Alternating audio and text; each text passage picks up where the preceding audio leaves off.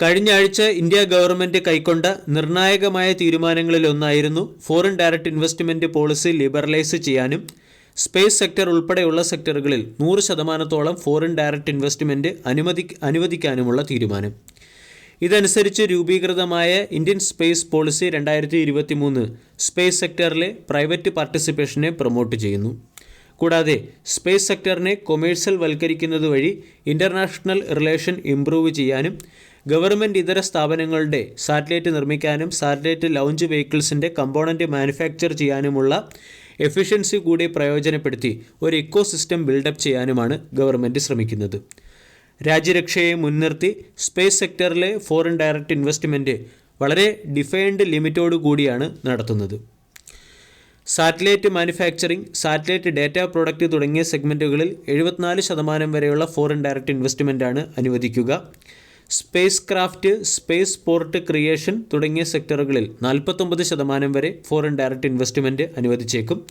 എന്നാൽ satellite component manufacturing, satellite system, subsystem manufacturing സെഗ്മെൻറ്റിൽ 100% വരെ ഫോറിൻ ഡയറക്റ്റ് ഇൻവെസ്റ്റ്മെൻറ്റ് അനുവദിച്ചേക്കും. ഈ ഫോറിൻ ഡയറക്റ്റ് ഇൻവെസ്റ്റ്മെൻറ്റ് പോളിസിയുടെ ബെനിഫിറ്റ് ലഭിക്കാൻ സാധ്യതയുള്ള ചില പ്രധാന സ്റ്റോക്കുകളിലേക്ക് കടക്കാം. മുമ്പ് PSU കമ്പനികളുടെ കുത്തകയായിരുന്ന സ്പേസ് സെക്ടറിലേക്ക് ഇപ്പോൾ പ്രൈവറ്റ് കമ്പനികൾ കൂടി കടന്നു വരികയാണ്. ഇവിടെ ഇതുവരെ മികച്ച രീതിയിൽ ഇല്ലെങ്കിൽ ഇതുവരെ അത്ര വലിയ പെർഫോമൻസ് ഒന്നും നടത്താത്തതും ഫ്യൂച്ചറിൽ പെർഫോം ചെയ്യാൻ സാധ്യതയുള്ളതുമായ ഒന്നാമത്തെ സ്റ്റോക്കാണ് Paras defence and space technology limited. Paras defence കഴിഞ്ഞ ദിവസം 0.3% ഉയർന്ന് 747 ക്ലോസിംഗ് നൽകി. 52 വീക്ക് ഹൈ 848, 52 വീക്ക് ലോ 445. 2000 കോടി രൂപയുടെ മാർക്കറ്റ് ക്യാപ്പുള്ള കമ്പനിയുടെ വാല്യൂഷൻ 88.71. ഒരു വർഷം കൊണ്ട് 59%-നടുത്ത് റിട്ടേൺ ആണ് കമ്പനി നൽകിയത്. കമ്പനി പ്രധാനമായും ഡിഫൻസ് ആൻഡ് സ്പേസ് സെഗ്മെൻറ്റിലെ എഞ്ചിനീയറിംഗ് പ്രൊഡക്റ്റുകളും സ്പേസ് എഞ്ചിനീയറിംഗ് പ്രൊഡക്റ്റുകളും defence electronics, heavy engineering, electromagnetic pulse protection system തുടങ്ങിയ പ്രൊഡക്റ്റുകളുമാണ് നൽകുന്നത്. റവന്യൂ ഡിസ്ട്രിബ്യൂഷൻ പരിശോധിച്ചാൽ ഡിഫൻസ് ഇലക്ട്രോണിക്സിൽ നിന്നും 37%, ഡിഫൻസ് ആൻഡ് സ്പേസ് ഒപ്റ്റിക്സിൽ നിന്നും 32%, ഹെവി എഞ്ചിനീയറിംഗ് സെഗ്മെൻറ്റിൽ നിന്നും 31% റവന്യൂ ജനറേറ്റ് ചെയ്യുന്നു. DRDO, BEL, ISRO, HAL, Goa shipyard, Mazagon dock തുടങ്ങിയ കമ്പനികളൊക്കെ ഈ കമ്പനിയുടെ ക്ലയൻ്റാണ്. അതോടൊപ്പം തന്നെ കമ്പനി ഡ്രോൺ ടെക്നോളജി സെഗ്മെൻറ്റിലും അല്ലെങ്കിൽ ഡ്രോൺ മാനുഫാക്ചറിംഗ് സെഗ്മെൻറ്റിലും പ്രവർത്തിക്കുന്നു. ROE 9%, ROCE 13%. സ്റ്റോക്കിൻ്റെ വാല്യൂഷൻ 88.9, 52 വീക്ക് ഹൈ 848. 3 വർഷത്തെ sales growth 14, profit growth 22, ROE 9%-നടുത്ത്. ക്വാർട്ടർലി റിസൾട്ടിൽ കമ്പനിയുടെ സെയിൽസ് മാർജിനലി ഉയർന്നെങ്കിലും പ്രോഫിറ്റ് ഇടിയുകയാണ് ചെയ്തത്. ഇയർ ഓൺ ഇയറിൽ 60 കോടിയിൽ നിന്നും 62 കോടിയിലേക്ക് സെയിൽസ് ഉയർന്നു. എന്നാൽ പ്രോഫിറ്റ് 10.5 കോടിയിൽ നിന്നും 7.6 കോടിയിലേക്ക് ഇടിഞ്ഞു.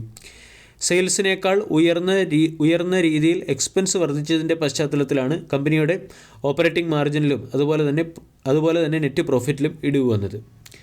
FISന് 0.4%, DISന് 2.7%, പ്രൊമോട്ടേഴ്സിന് 58.9%, പബ്ലിക്കിന് 37% സ്റ്റേക്ക് ഹോൾഡിംഗ്. 390 കോടി രൂപയുടെ റിസർവ് ഉള്ള കമ്പനിക്ക് മുകളിൽ 25 കോടിയുടെ കടമാണുള്ളത്. ഓൾ ടൈം ഹൈയിൽ നിന്നും സ്റ്റോക്ക് ഡിസ്കൗണ്ട് ലഭിക്കുന്നു. 1200 ഓൾ ടൈം ഹൈ ആണുള്ളത്. ടെക്നിക്കലി നോക്കുകയാണെങ്കിൽ ഇവിടെ നമ്മൾക്ക് കപ്പ് ആൻഡ് ഹാൻഡിൽ രീതിയിലുള്ള ഒരു ക്യാൻഡിൽ പാറ്റേൺ ഫോർമേഷൻ കാണാൻ സാധിക്കും. 850 എന്ന ലെവൽ സ്റ്റോക്ക് മറികടക്കുകയാണെങ്കിൽ അവിടെ നിന്നും breakout trading point of view Paras defence എന്ന സ്റ്റോക്കിനെ പരിഗണിക്കാം. രണ്ടാമത്തെ stock data patterns India limited. കഴിഞ്ഞ ട്രേഡിംഗ് സെഷനിൽ 5% ഉയർന്ന് 2358 ക്ലോസിംഗ് നൽകി. സ്റ്റോക്ക് 13,000 കോടി രൂപയുടെ മാർക്കറ്റ് ക്യാപ്പുള്ള കമ്പനിയുടെ വാല്യൂഷൻ 79.98, 52 വീക്ക് ഹൈ 2485. 6 മാസം കൊണ്ട് 1%-നടുത്ത് റിട്ടേൺ നൽകിയ കമ്പനിയാണ് ഡാറ്റ പാറ്റേൺ എന്ന കമ്പനി ദീർഘകാലമായി അണ്ടർ പെർഫോം ചെയ്യുന്നു. ഡിഫൻസ് ആൻഡ് എയറോസ്പേസ് ഇലക്ട്രോണിക്സ് സെഗ്മെൻറ്റിൽ കേറ്റർ ചെയ്യുന്ന ഒരു കമ്പനി കൂടിയാണ്. 35 വർഷമായി ഡിഫൻസ് സെക്ടറിൽ പ്രവർത്തിക്കുന്ന ഈ കമ്പനിക്ക് BEL, Hindustan aeronautics limited, ISRO, DRDO തുടങ്ങിയ കമ്പനികളാണ് പ്രധാനമായും ക്ലയൻ്റായിട്ടുള്ളത്. കമ്പനി അതിൻ്റെ 42%-ഓളം റവന്യൂവും DRDOയിൽ നിന്നാണ് ജനറേറ്റ് ചെയ്യുന്നത്. ഓർഡർ ബുക്ക് പരിശോധിച്ചാൽ 924 കോടി രൂപയുടെ ഓർഡറാണുള്ളത്. ക്വാർട്ടർലി റിസൾട്ടിൽ ഡീസൻറ്റ് പെർഫോമൻസ് കാഴ്ചവെച്ചു. ഇയർ ഓൺ ഇയറിൽ സെയിൽസ് 112 നിന്നും 140 കോടിയിലേക്കും ക്വാർട്ടർ ടു ക്വാർട്ടർ 108 നിന്നും 140 കോടിയിലേക്കും ഉയർന്നു.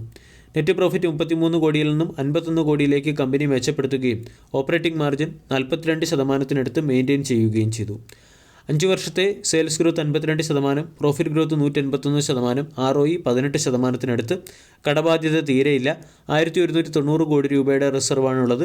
പ്രൊമോട്ടേഴ്സിന് 42%, FISന് 6.7, DASന് 9.15, പബ്ലിക്കിന് 41%-അടുത്തും സ്റ്റേക്ക് ഹോൾഡിംഗ്. ഓൾ ടൈം ഹൈയിൽ നിന്നും ഡിസ്കൗണ്ടിലാണ്. അതേസമയം റൗണ്ടിംഗ് ബോട്ടം രീതിയിലുള്ളൊരു ക്യാൻഡിൽ പാറ്റേൺ ഫോം ചെയ്തിട്ടുണ്ട്. ഓൾ ടൈം ഹൈയിലേക്ക് സ്റ്റോക്ക് എത്തുകയാണെങ്കിൽ breakout trading point of view നമ്മൾക്ക് പരിഗണിക്കാം. അതല്ല, ബോട്ടം ലെവലിൽ അക്കുമുലേറ്റ് ചെയ്യാൻ താല്പര്യമുള്ളവർക്ക് 2000 എന്ന ലെവലിനെ സ്റ്റോക്ക് റീടെസ്റ്റ് ചെയ്യുമ്പോൾ പരിഗണിക്കാവുന്നതാണ്. മൂന്നാമത്തെ സ്റ്റോക്ക് MDAR ടെക്നോളജി ലിമിറ്റഡ്. കഴിഞ്ഞ ട്രേഡിംഗ് സെഷനിൽ 0.62% ഉയർന്ന് 2029 സ്റ്റോക്ക് ക്ലോസിംഗ് നൽകി. 6000 കോടി രൂപയുടെ മാർക്കറ്റ് ക്യാപ്പുള്ള കമ്പനിയുടെ വാല്യൂഷൻ 75.82. ഒരു വർഷം കൊണ്ട് 22% റിട്ടേൺ നൽകി. MDAR ടെക്നോളജി എന്ന കമ്പനി പ്രധാനമായും ക്ലീൻ എനർജി സെഗ്മെൻറ്റിലാണ് ഫോക്കസ് ചെയ്യുന്നത്. ഈ കമ്പനിയുടെ 17% റവന്യൂ സ്പേസ് ആൻഡ് ഡിഫൻസ് സെഗ്മെൻറ്റിൽ നിന്നും ജനറേറ്റ് ചെയ്യുന്നുണ്ട്. Cryogenic engines, rocket engine, liquid propulsion തുടങ്ങിയ കോംപ്ലക്സ് കമ്പോണൻ്റ് മാനുഫാക്ചറിങ്ങും അസംബ്ലീസുമാണ് കമ്പനി നടത്തുന്നത്. MDAR ടെക്നോളജിയുടെ ROE 17%, ROCE 22%, 52 week high 2920. Quarterly റിസൾട്ടിൽ മോശം പെർഫോമൻസ് കാഴ്ചവെച്ചു. ഓപ്പറേറ്റിംഗ് മാർജിൻ 28% നിന്ന് 20% ഇടിയുകയും നെറ്റ് പ്രോഫിറ്റ് 32 കോടിയിൽ നിന്നും 11 കോടിയിലേക്ക് ഇടിയുകയും ചെയ്തു. അതുകൊണ്ട് സ്റ്റോക്കിൽ വളരെ വലിയ കറക്ഷൻ വന്നു. 3 വർഷത്തെ sales growth 39, profit growth 48, ROE 15%. പ്രൊമോട്ടേഴ്സിന് 37% സ്റ്റേക്ക് ഹോൾഡിംഗ്, FISൻ്റെ സ്റ്റേക്ക് ഹോൾഡിംഗ് 8 നിന്നും 11% ഉയർന്നു. DASന് 18%, പബ്ലിക്കിന് 32%-അടുത്തും സ്റ്റേക്ക് ഹോൾഡിംഗ് ഉണ്ട്. 631 കോടി രൂപയുടെ റിസർവ് ഉള്ള കമ്പനിക്ക് മുകളിൽ 249 കോടിയുടെ കടമുണ്ട്. ഡെപ്റ്റ് ടു ഇക്വിറ്റി റേഷ്യോ അത്ര ഫേവറബിൾ അല്ല. ഒരു സമയത്ത് 2800 മുകളിൽ വിലയുണ്ടായിരുന്ന സ്റ്റോക്ക് 2000 എന്ന ലെവലിലേക്ക് ഇടിയുകയും 2000 എന്ന ലെവലിനടുത്ത് കൺസോളിഡേറ്റ് ചെയ്യാൻ ശ്രമിക്കുകയുമാണ്. ഇവിടെ നിന്നും കൃത്യമായ ട്രെൻഡ് റിവേഴ്സൽ വന്നതിന് ശേഷം മാത്രം MDAR ടെക്നോളജി എന്ന സ്റ്റോക്കിനെ പരിഗണിക്കുക. അവസാന സ്റ്റോക്ക് PSU സെഗ്മെൻറ്റിലെ കമ്പനിയായ മിശ്ര ധാതു നിഗം ലിമിറ്റഡ്. കഴിഞ്ഞ ട്രേഡിംഗ് സെഷനിൽ 0.9% ഉയർന്ന് 445 ക്ലോസിംഗ് നൽകി. 8000 കോടി രൂപയുടെ മാർക്കറ്റ് ക്യാപ്പുള്ള കമ്പനിയുടെ വാല്യൂഷൻ 74.70, 52 വീക്ക് ഹൈ 547. 6 മാസം കൊണ്ട് 10%-അടുത്തും ഒരു വർഷം കൊണ്ട് 126%-അടുത്തും റിട്ടേൺ നൽകി.